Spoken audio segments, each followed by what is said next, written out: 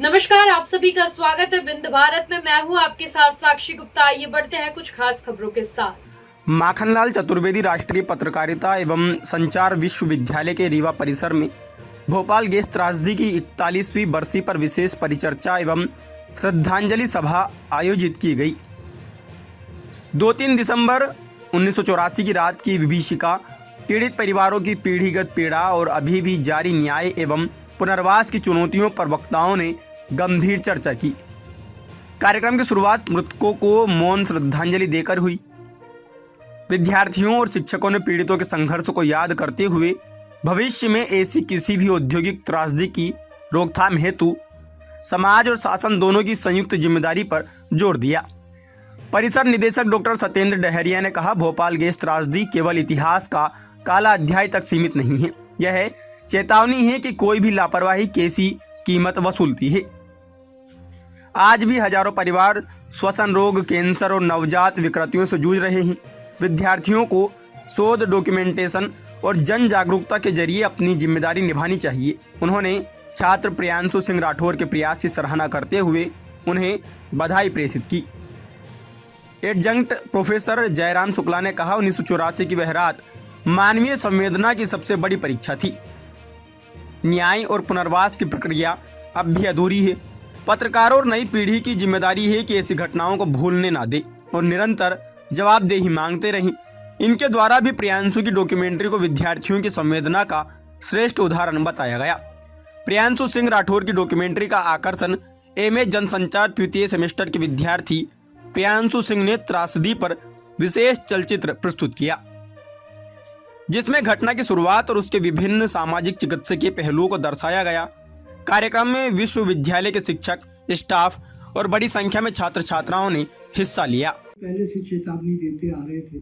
6 शीर्षक से उन्होंने स्टोरी लिखी कि चेतिए हुजूर, भोपाल शमशान बनने वाला है। इस तरीके की तीखी हेडिंग के साथ वो चेतावनी दे रहे थे, लेकिन सरकार की उस पर वो नहीं थी।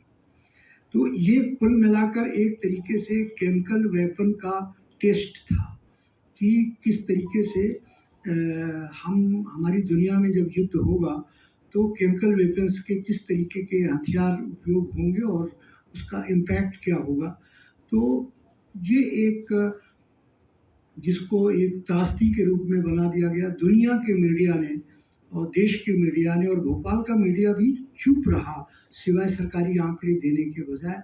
और सबसे दुर्भाग्य की स्थिति ये कि जिस सरकार के रहते हुए ये त्रासदी हुई, 2 महीने बाद उसी सरकार का सांसद वहाँ से भारी मतों से जीता, 3 लाख वोट से जीता था केएन प्रधान। तो एक किस तरीके से नैरेटिव गढ़ा जाता है, बड़े जीनोसाइड को साधारण सी घटना में बदल दिया गया। और फिर वो वॉरेन एंडरसन जो हिटलर के बाद इस दुनिया का सबसे बड़ा द्रोही है, जनसंहार का वो है, उसको किस तरीके से वीआईपी ट्रीटमेंट देकर हवाई जहाज से बाहर ले जाया गया। ये सवाल अभी भी अनुत्तरित है। कोई बोलने वाला नहीं है और सबके मुंह काले हैं, सबके मुंह रगे हुए हैं, चाहे पक्ष हो चाहे विपक्ष हो। नहीं तो इतने बड़े सच को सामने आना चाहिए था। तो जब हम कोई इस तरीके की घटना को डॉक्यूमेंट करते हैं, ये देखते हैं, तो उसके पीछे छुपे हुए नेतार्थ को भी हमको देखना चाहिए। आज पूरे देश में और जितनी भी दवा की कंपनियां हैं वो ड्रग ट्रायल कर रही। इंदौर में ड्रग ट्रायल से 200 मौतें दर्ज की गई थी और हम लोग बहुत सी दवाई खा रहे हैं जो इनफैक्ट ड्रग ट्रायल में जी रहे होते हैं। जो कोरोना का वायरस पूरी दुनिया में फैला और लाखों की संख्या में लोग मरे, वो भी एक एक्सपेरिमेंट था जैविक वार का। ऐसा मानते हैं, मैं तो मानता ही हूँ कि इस तरीके के प्रयोग इस मानवीयता के खिलाफ चल रहे हैं। हम पत्रकारों का धर्म होता है और सभी पत्रकार कोई छोटा और बड़ा नहीं होता है। राजकुमार केसवानी जब साप्ताहिक अखबार 8 पेज का निकाल रहे थे, तब आप जैसे ही छोटे पत्रकार थे और इस घटना ने उन्हें वैश्विक पत्रकार के रूप में बना दिया। तो वो जिनके घर में आई, पता चला वो उनके मामा थे और उनके मामा से जब पूछा गया कि ये इनके मम्मी पापा कहाँ हैं, तो उनको अपने मम्मी पापा नहीं पता थे। उनके मम्मी पापा की डेथ भोपाल में ही हो चुकी थी और वो किसी तरह ट्रेन में या बस में बैठ के जो है अपने मामा के घर आई।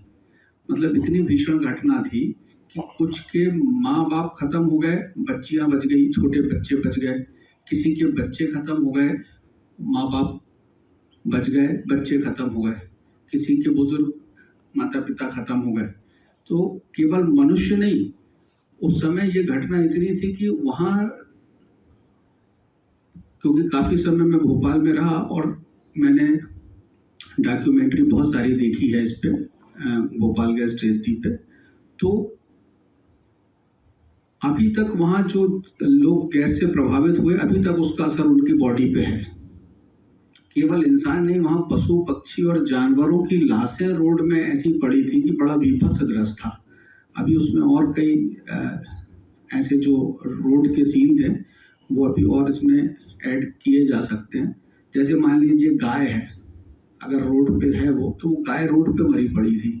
घोड़े, उस समय टांगे बहुत चलते थे भोपाल में, 84 का समय था, उस समय टांगों का दौर था, तो टांगे में फंसे फंसे घोड़े जो है वो रोड पे ही मर गए।